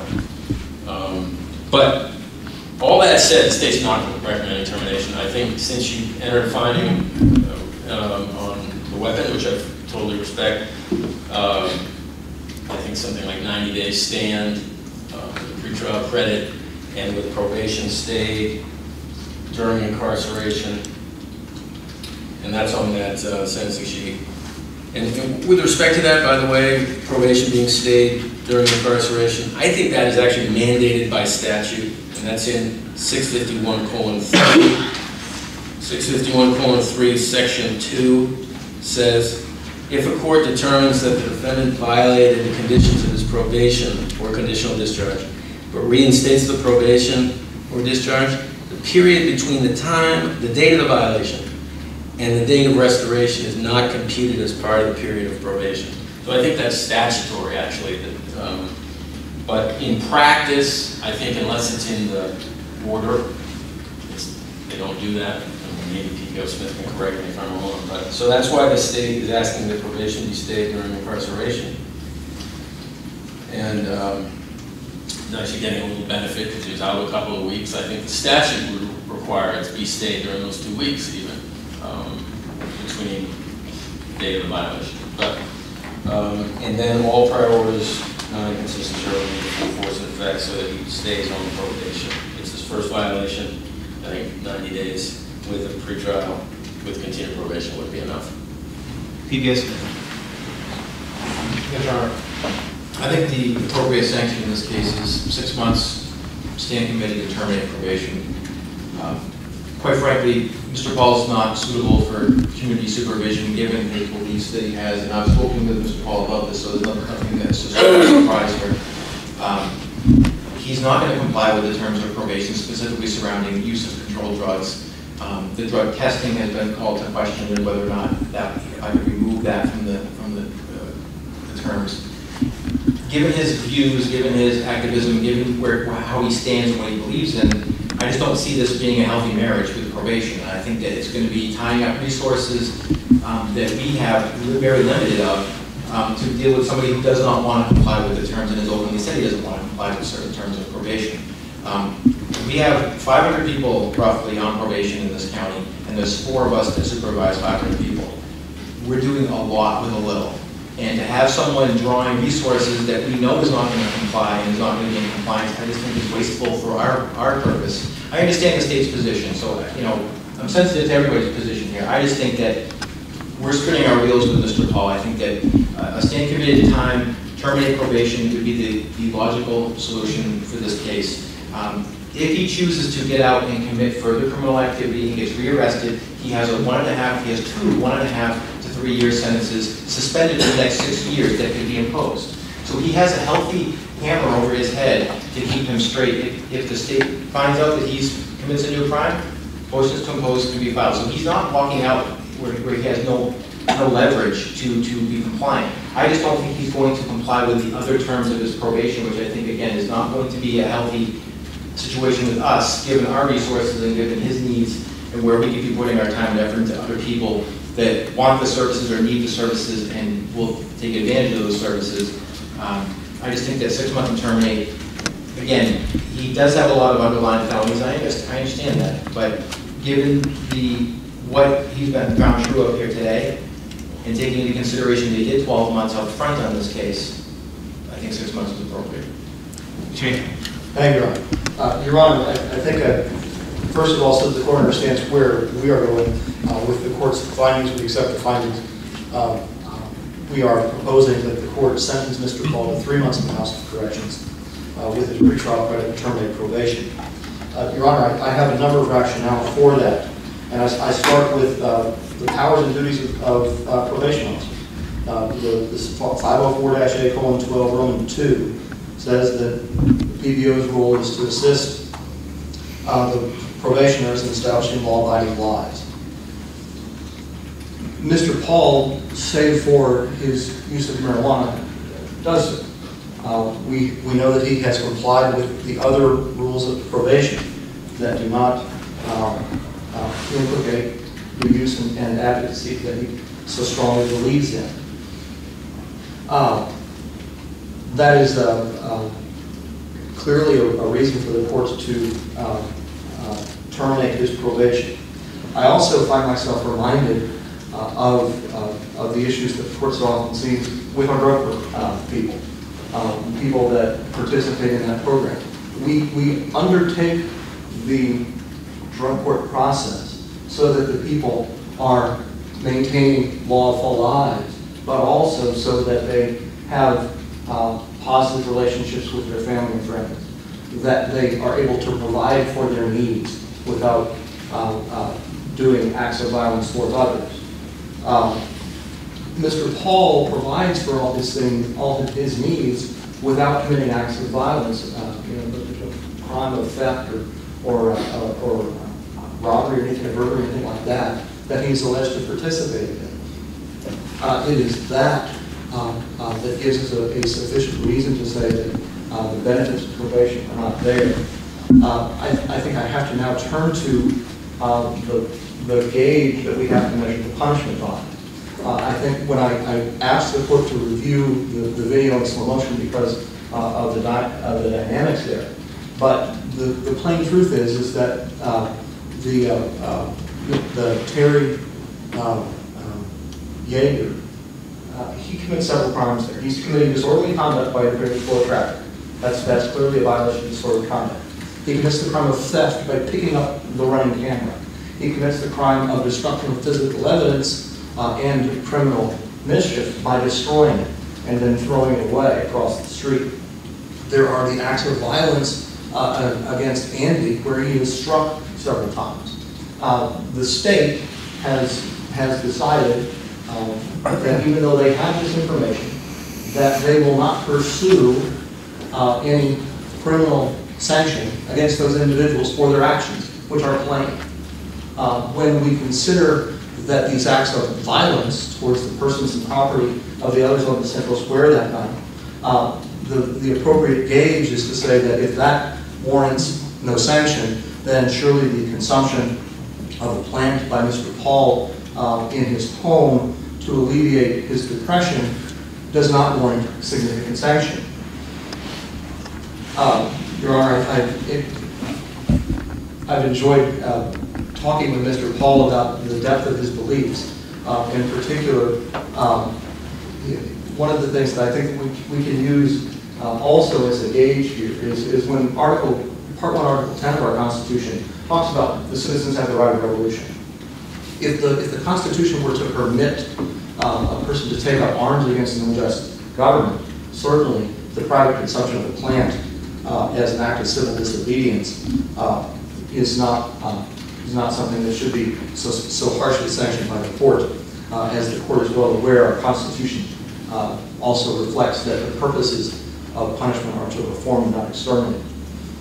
I would submit that continuing Mr. Paul's with a lengthy sentence in the House of Corrections would serve only to exterminate and not to reform. I also believe, Your Honor, that we can't ignore the fact that the state of New Hampshire has legalized the medical consumption of marijuana.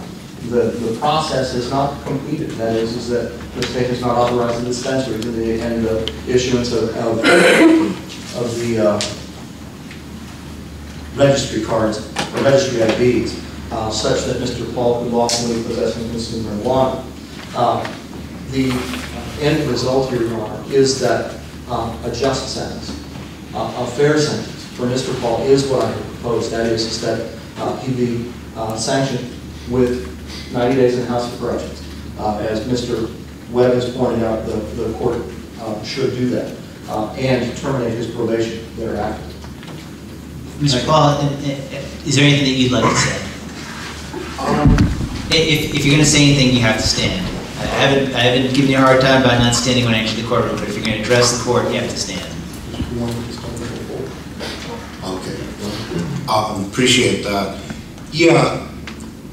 I mean, basically, I just want to get on with my life. And, you know, you took 12 months of it, and if that's not enough, you can take some more.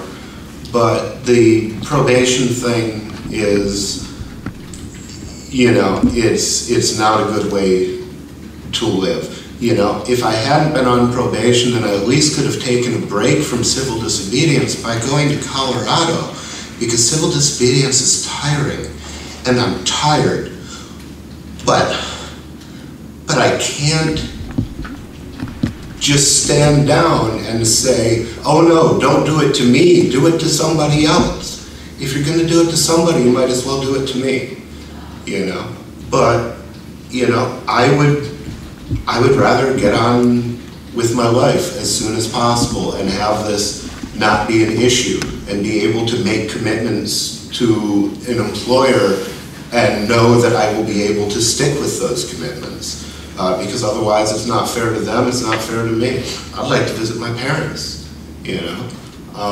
They're in Michigan, but I don't really want to live in Michigan. It's pretty much between Colorado and New Hampshire, and I can't transfer probation to Colorado because I don't have any family there. So, you know, I guess that's all I can say. I believe that requiring me not to smoke marijuana does violate my right to conscience, my First Amendment right of free expression, because marijuana is a sacrament in my church. And although it doesn't have legal power, I think it violates some words that are very important to me. We hold these truths to be self-evident, that all men are created equal, that they are endowed by their Creator with certain unalienable rights, and that amongst these are life, liberty, and the pursuit of happiness. That it is to secure these rights that governments are instituted amongst men, deriving their just powers from the consent of the governed. When Jefferson was asked to clarify this a little bit, he said, doesn't giving them the right to pursuit of happiness give them the right to do anything they want? And he said, no, because all men are created equal. And therefore, in his vision, the end of your right to pursue happiness was where you harm somebody else. I still haven't done that. I still haven't harmed anybody. And I just want it over. That's all I've got. Thank you. Thank you, Mr. Paul. Have a seat.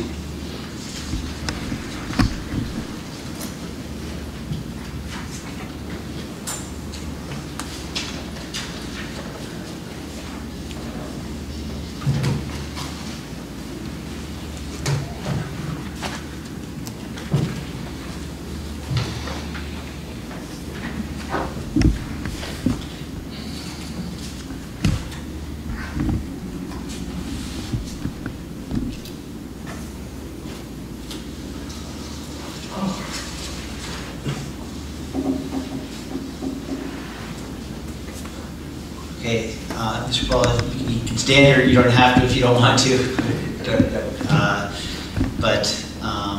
Well, if you object to standing, you don't have to stand. Let me explain why I'm doing what I'm doing. I appreciate the state's position regarding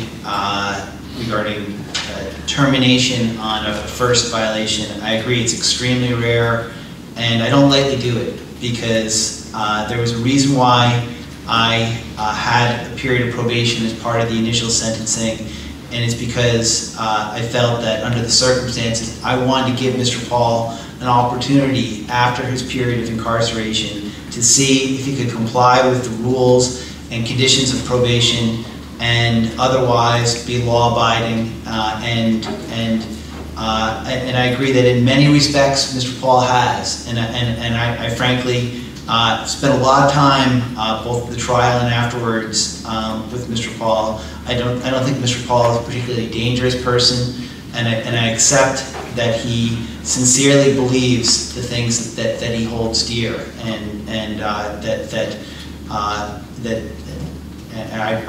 completely accept that. The reality is the notion that and I made this offer before we started, that I was, frankly, if Mr. Paul had indicated a willingness to continue or to try to comply with the rules of probation, even now over the objection of the probation officer, I would have given him that opportunity. But it is clear to me from Mr. Paul's statements and that if I allow him back out on probation, it may not be tomorrow or the next day, but at some point in the next week or so, he will again use marijuana and he will again be in this situation of violating the terms and conditions of probation. It's not working. I agree with both PPO Smith and the defense that probation is not working in this case. That at the same time, from my standpoint, for somebody to use marijuana daily and then to heighten that by after I released him on bail just a few weeks ago to continue to use marijuana, to me, regardless of the matter of conscience and the firmly held beliefs, it is still the law in New Hampshire that it is illegal for people to use marijuana under these circumstances, unless it's under the narrow circumstances where they have its medicinal use that has been legally authorized, and there's no evidence been presented that this has been legally authorized.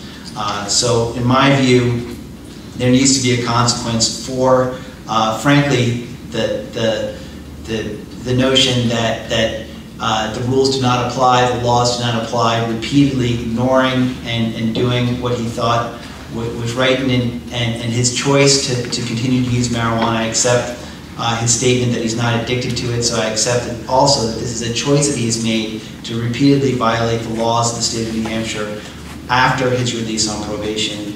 But under all the circumstances, I don't think 12 months is appropriate, nor do I think 3 months is appropriate. So on charge ID number 941-631C, the defendant is sentenced to the House of Correction for a period of 6 months. The sentence is to be served as follows: stand committed, commencing forthwith. The defendant has pretrial confinement credit of 37 days. He is to participate meaningfully and complete any counseling, treatment, and educational programs as directed by the correctional authority.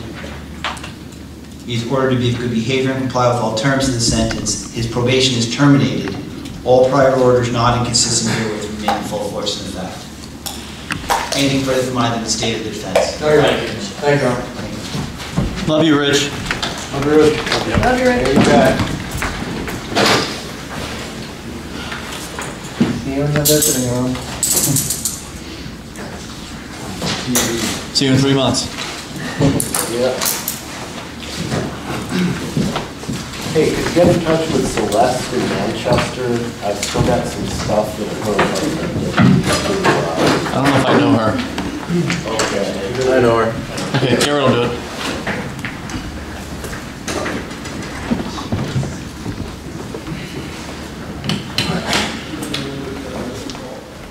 We'd like to invite you to visit freekeene.com. FreeKeene.com features audio, video, and blogs chronicling the transition to a voluntary society. FreeKeene.com also has comments and discussion forums so you can be heard. FreeKeene.com. I should be in Keene, New Hampshire with the Free Staters.